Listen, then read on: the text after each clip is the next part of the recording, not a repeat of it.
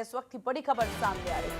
अहम खबर इस वक्त की आपको बता दें, लखनऊ से बड़ी खबर, सीएम योगी ने समीक्षा बैठक की है। तो बड़ी खबर आपको बता दें, लखनऊ से सीएम योगी ने की समीक्षा बैठक। तो इस वक्त की बड़ी खबर आपको बता दें, शाहजहांपुर में गठित होगा विकास प्राधिकरण।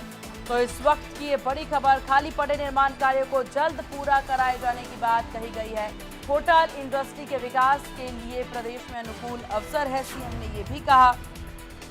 वहीं आपको बता दें कि सीएम योगी के द्वारा समीक्षा बैठक ली गई है और बैठक में तमाम विषयों को लेकर के सीएम ने निर्देश भी दिया है।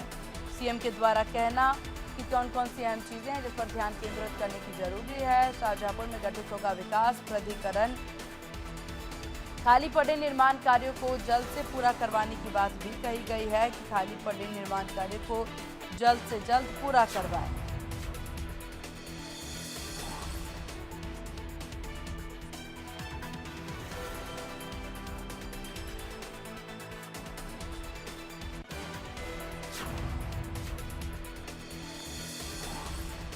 तो सीएम योगी ने की समीक्षा बैठक। बड़ी खबर आपको बता दें, सीएम योगी के द्वारा समीक्षा बैठक की गई है।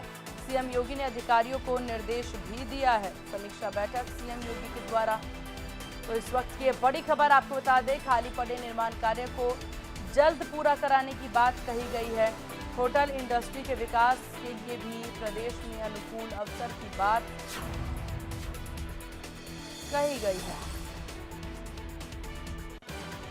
और ज्यादा जानकारी के साथ संवाददाता रवि कुमार हमारे साथ बने हुए हैं। रवि, सीएम योगी आदित्यनाथ के द्वारा समीक्षा बैठक की जाती है और समीक्षा बैठक के बाद बहुत से ऐसे महत्वपूर्ण विषय हैं जिस पर उनके द्वारा निर्देश दिए गए। सबसे पहले समीक्षा बैठक में क्या कुछ महत्वपूर्ण मुद्दे रहे, उस पर जानकारी साझा करें।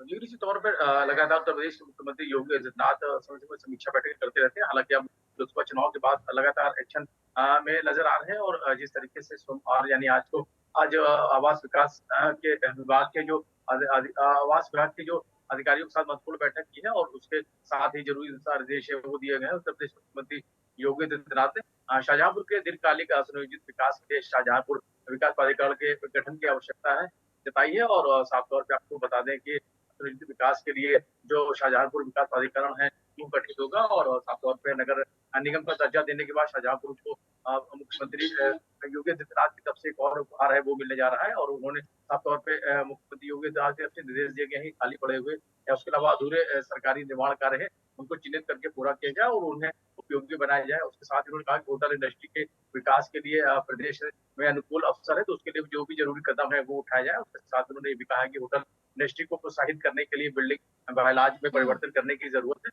तो उसके लिए भी जो भी जरूरी कदम है वो उठाया जाए। तो महत्वपूर्ण बैठक थी और उसके जरिए जो जरूरी निर्देश है वो मुख्यमंत्री योगी आदित्यनाथ की तरफ से दिए गए और समय समय पर समीक्षा करते हुए रहते हैं और विकास कार्यों को लेकर जो भी जरूरी कदम है वो संबंधित अधिकारी है वो उठाए, इसके लिए उनकी तरफ से निर्देश है वो दिए गए हैं। बिल्कुल, और हालांकि देखिए, निर्माण कार्य को जल्द से जल्द पूरा कराने की बात भी सीएम के द्वारा की गई है। एक बार उस पर जानकारी साझा करें कि कौन कौन से महत्वपूर्ण निर्माण इस वक्त प्रदेश में जारी हैं जिसे जल्द से जल्द पूरा करना इतना जरूरी है। देखिए तमाम सारे कार्य हैं और हम आज की अगर हम बात करें तो आज जिस तरीके से उन्होंने जो कहा है कि जो आवास विभाग के जो अधिकारियों के साथ महत्वपूर्ण बैठक की है उसके अलावा उसके साथ में उन्होंने जरूरी दिशा निर्देश है वो दिए गए हैं और उन्होंने शाहजहांपुर के दीर्घकालिक सुनियोजित विकास के लिए शाहजहांपुर विकास प्राधिकरण के लिए जो गठन की आवश्यकता है ये उन्होंने कहा है। उसके अलावा ये भी उन्होंने कहा कि होटल इंडस्ट्री को प्रोत्साहित करने के लिए जो बिल्डिंग बायलॉज में परिवर्तन करने की आवश्यकता है तो उसके लिए जो भी जरूरी कदम है वो उठाया जाए। उन्होंने ये भी निर्देश दिए हैं कि जो खाली पड़े हुए उसके अलावा जो अधूरे सरकारी निर्माण कार्य है उनको भी चिन्हित करके उनको समय से पूरा कराया जाए ताकि उनका जो इस्तेमाल है वो हो सके।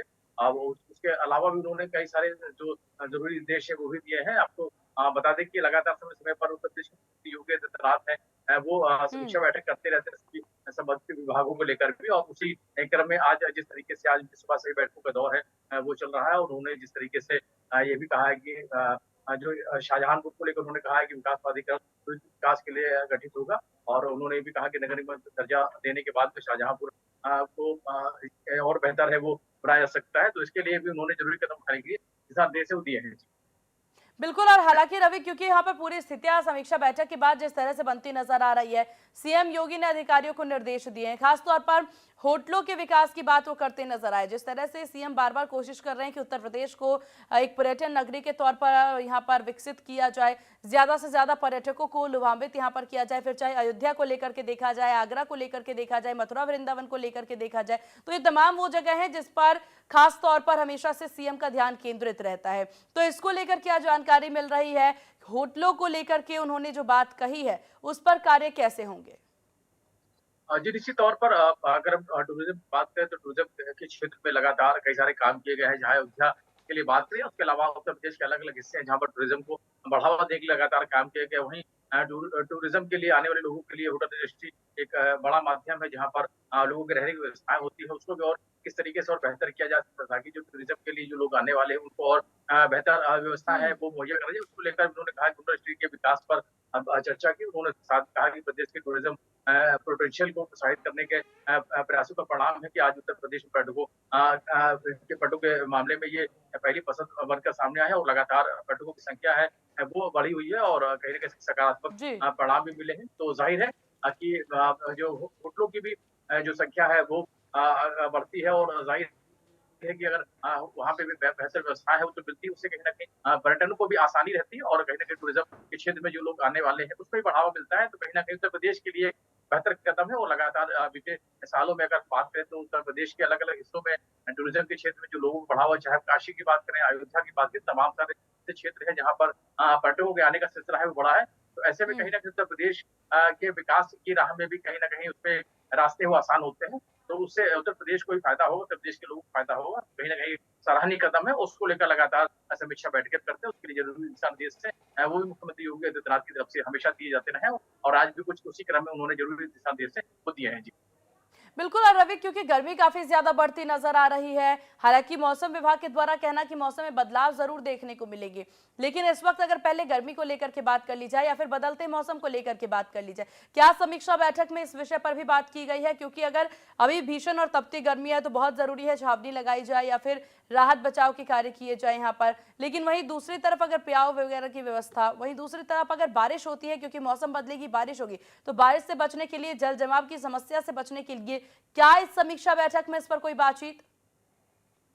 जी, निश्चित तौर पे इसको लेकर पहले ही निर्देश दिया गया है क्योंकि 23 जून से मानसून आने का संभावना थी, लेकिन अगर हम बात करें तो लखनऊ में तो 2-3 दिन पहले थोड़ी-सी बारिश हल्की जरूर मौसम में बदलाव था, लेकिन अगर हम अभी की बात करें तो अभी बेहद ही उमस की वजह से लखनऊ या से उसके आस-पास के जिले के लोगों को परेशानी का सामना करना पड़ रहा है। हालाँकि कुछ जिलों में ज़रूर बारिश की जो खबरें हैं वो ज़रूर आई हैं, लेकिन आज भी अगर मौसम की बात करें, मौसम बदलाव ज़रूर है।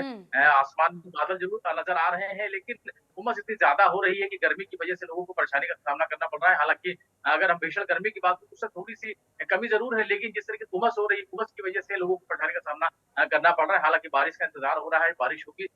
हालाँकि बारिश के दौरान भी जलभराव जैसी स्थितियाँ होती हैं, ऐसे में भी लोगों को अपना कह सकते हैं कि जो नगर निगम है या जो जलभराव स्थिति ना हो, उसको भी ध्यान देना पड़ेगा। लेकिन अगर हाल-फिलहाल की बात करें, तो भीषण गर्मी और उमस की वजह से लोग परेशान हैं। अब बारिश की संभावना जताई गई 23 जून से है, लखनऊ या उसके आस-पास के जिलों में मानसून दस्तक देगा, लेकिन अभी बारिश का भी इंतज़ार ही हो रहा है। अब देखना होगा बिल्कुल। और कि देखिए, बारिश हालांकि अगर मौजूदा समय में रवि, इस पर भी हम ध्यान केंद्रित करना चाहेंगे, क्योंकि मौजूदा समय में पेपर लीक को लेकर के काफी ज्यादा जो मामले हैं बढ़ते नजर आए। इसको लेकर के सीएम के द्वारा निर्देश भी जारी किया गया था कि जल्द से जल्द इस पूरे मामले में आरोपियों को पकड़ा जाए। हालांकि ये तस्वीरें भी सफलता की देखने को मिली है। क्या समीक्षा बैठक में पेपर लीक को लेकर के, कानूनों को लेकर के किसी तरह की कोई बातचीत की गई हो, आगे इस तरह से कोई भी तस्वीर देखने को ना मिले, इसको लेकर किसी तरह की कोई बातचीत? देखिए, निश्चित तौर पर पेपर लीक जैसी घटनाएँ ना हो, इसके उसको लेकर अभी सख्ती बरतने की तैयारी है और साफ तौर पे अगर ऐसे में अगर जो भी लोग इस मामलों में लिप्त पाए जाते हैं, तो उन पर कहीं न कहीं कठोर कार्रवाई हो, जुर्माने जैसी व्यवस्थाएँ हो। उसके अलावा भी सख्त कार्रवाई करने के निर्देश हैं।